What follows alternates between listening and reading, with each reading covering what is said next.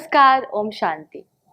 भाइयों और बहनों, जो व्यक्ति क्रोधित होने पर अपने गुस्से को संभाल सकता है, वह उस कुशल ड्राइवर की तरह है जो तेजी से भागती हुई गाड़ी को भी संभाल लेता है। और जो ऐसा नहीं कर पाते, वे दुर्घटना के शिकार हो जाते हैं। दोस्तों, हम सभी की जीवन रूपी गाड़ी भी बहुत तेजी से भाग रही है और इसे कुशलता से न चलाने के कारण हमारे जीवन में दुख, अशांति, निराशा व संबंधों में करवाहट आ गई है।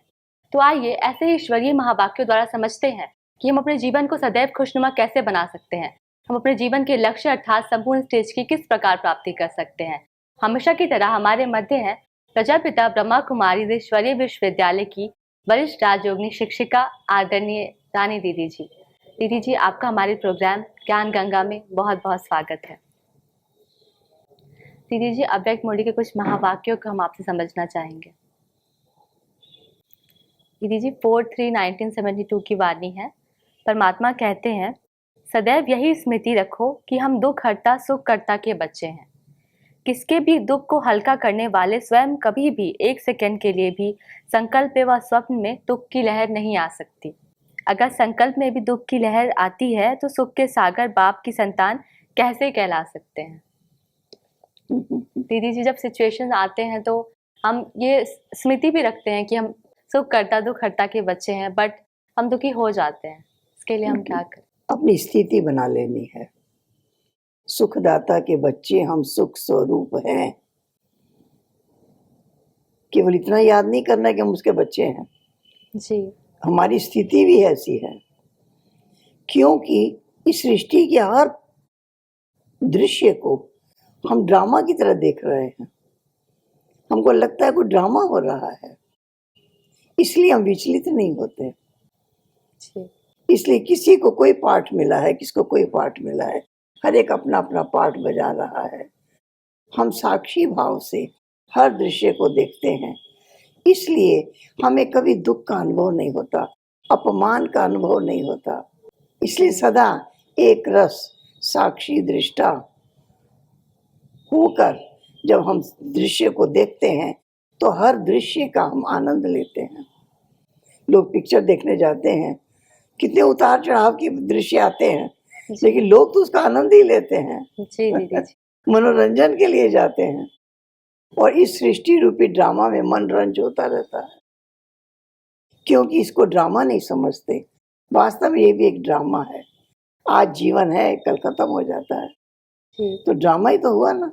बिल्कुल। जब तक जो पार्ट है तब तक बजा रहे हैं, तो पार्ट हमारा अच्छे से अच्छा बजता रहे। जी दीदी जी, आगे परमात्मा कहते हैं, ऐसा विशेष कौन सा कार्य करके दिखाएंगी जो अब तक कोई ग्रुप ना करके दिखाया हो। इसका कोई प्लान सोचा है? पास विद ऑनर बनने का लक्ष्य और बाप को शो दिखलाने का लक्ष्य तो सभी का है। दीदी जी, पास विद ऑनर होने का क्या तात्पर्य है? पास विद ऑनर होने का तात्पर्य है इज्जत से पास होना। जी। किसी की चोरी करके नहीं। अच्छे नंबर में पास होना, हिम्मत के साथ अच्छे तरह से एग्जाम देना और पास होना, ये हुआ पास विद ऑनर होना। ऐसे ही जो हमारे सामने परिस्थितियां आती हैं वही तो परीक्षा है। जी। उसमें भी हम प्रसन्नचित्त होकर बाबा को याद करके, ड्रामा को याद करके, अपने आत्म स्वरूप को याद करके हम जब पाठ बजाते हैं तो हम प्रसन्नचित्त होकर उसको आसानी से पार कर जाते हैं। ये हुआ पास विद ऑनर होना। जी। पास होने के लिए हम विचलित नहीं हुए, हम परेशान नहीं हुए, हम डिस्टर्ब नहीं हुए। लोग सोचते हैं कहीं ऐसा ना हो जाए, कहीं ऐसा ना हो जाए, और परिस्थिति आने से पहले ही डरते रहते हैं। जी। ये परिस्थिति आने पर भी शांत है, स्थिर हैं, एक की याद में हैं, लगन में मगन हैं और पार कर गए। जी दीदी जी। दीदी जी, आगे परमात्मा कहते हैं, अधीनता होने के कारण अधिकार प्राप्त नहीं होता।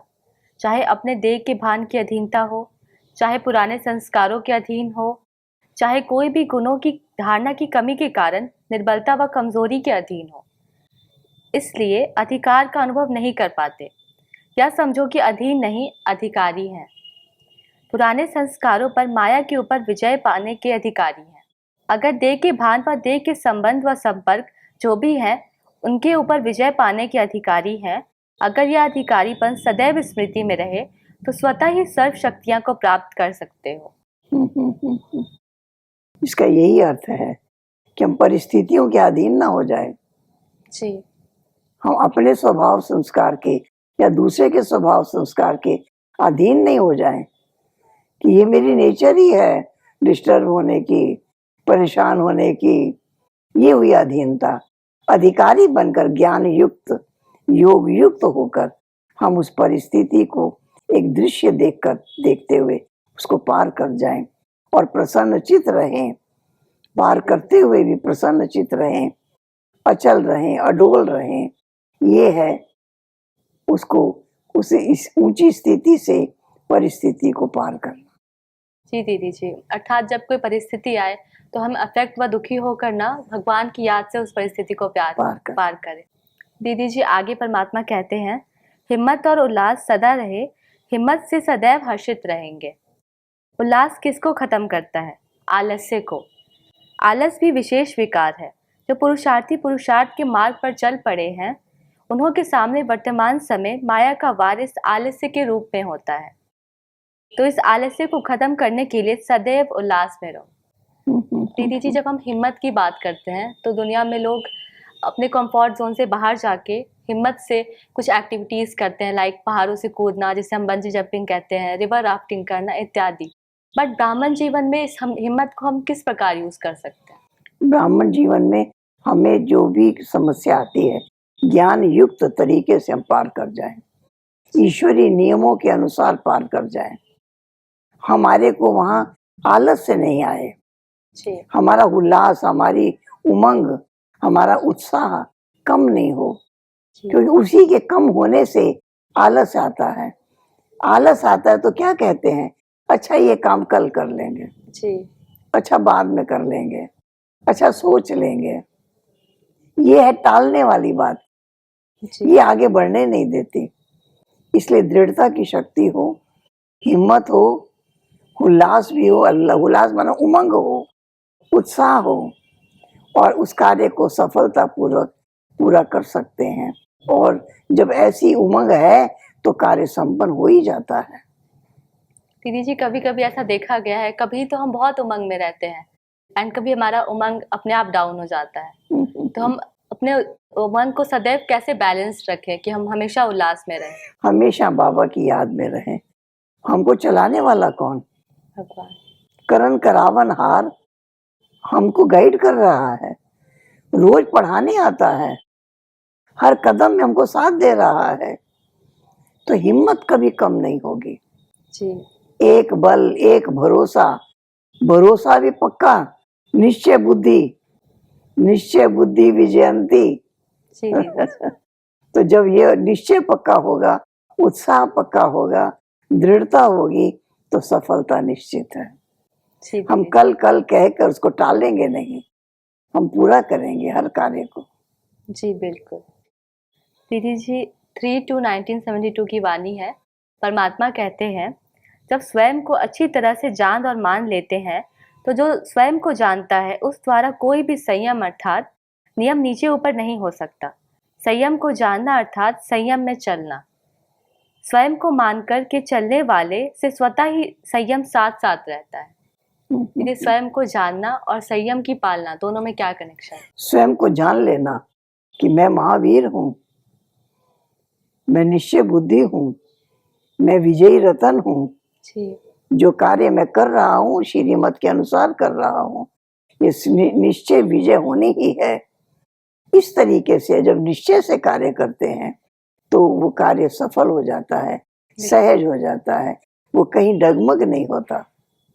हम अपने संयम में भी अडिग रहते हैं। हाँ, संयम में भी पक्का रहते हैं, हर प्रकार से, खान पान, दृष्टि, वृत्ति, सब चीज में संयम, कंट्रोलिंग पावर है। लेकिन जिनकी अवस्था ऐसी होती है उन्हें कंट्रोल भी नहीं करना पड़ता, वो तो हमेशा ज्ञान युक्त रहते हैं और हमेशा बाबा की मदद से चलते रहते हैं। उन्हें ऐसा नहीं लगता हम संघर्ष कर रहे हैं जी, हम युद्ध कर रहे हैं, तब ना कंट्रोलिंग पावर की जरूरत है। लेकिन जो उस याद में रहते हैं वो एक रस रहते हैं, खुश नहीं रहते, सदा खुश रहते हैं, उमंग उत्साह भी उनका सदा बना रहता है। ऐसी ऊंची स्थिति वाले को ही महान आत्मा कहा जाता है। जी दीदी जी, इनिशियली तो हमें प्रैक्टिस करना होगा, फिर धीरे धीरे हम सभी के लिए ये स्थिति सहज हो जाएगी। दीदी जी, आपने इतना अमूल्य वक्त हम सभी के लिए निकाला और इतना अमूल्य ज्ञान हम सभी के साथ शेयर किया, इसके लिए आपका बहुत बहुत शुक्रिया। ओम शांति। दर्शकों, आज हमने समझा, जब हम स्वयं को जान लेते हैं, अर्थात या निश्चय कर लेते हैं कि मैं आत्मा निश्चय बुद्धि हूँ, मैं आत्मा विजयी रत्न हूँ, मैं आत्मा महादानी हूँ, तो हमारी सफलता निश्चित ही हो जाती है और साथ साथ हमें शक्ति मिलती है, जिससे हम ब्राह्मण जीवन के सभी संयम व नियम को ईजिली सहजता से कर पाते हैं। हमें कुछ भी नियम व संयम डिफिकल्ट नहीं लगता, हम उसमें ईजिली सेट हो जाते हैं। साथ साथ हमने यह भी समझा कि ब्राह्मण जीवन में हिम्मत का अर्थ है कि हमारे सामने जो भी परिस्थिति आए, हम उसे दुखी व शांत होकर पार ना करें, बल्कि ईश्वरीय ज्ञान का आधार लेके, भगवान को याद करके उसे सहजता से पार करें। और हमने यह भी समझा कि हम दुख हरता सुख करता के बच्चे हैं, तो हमें जीवन में कभी भी दुख की लहर नहीं आ सकती। इसके लिए इम्पोर्टेंट है कि हम इस 60 रूपी रंगमंच को ड्रामा के रूप में देखें, सभी को एक्टर्स समझे, अपने आप को भी एक्टर समझे। जैसे जब हम मूवी देखते हैं तो उसके उतार चढ़ाव में हम कभी अपसेट नहीं होते, उसी प्रकार जब इस 60 रूपी रंगमंच को हम ड्रामा के रूप में देखते हैं तो हमें कभी भी दुख की लहर नहीं आ सकती। तो दर्शकों, आज के लिए इतना ही, मिलते हैं अगले एपिसोड में, तब तक के लिए धन्यवाद। ओम शांति।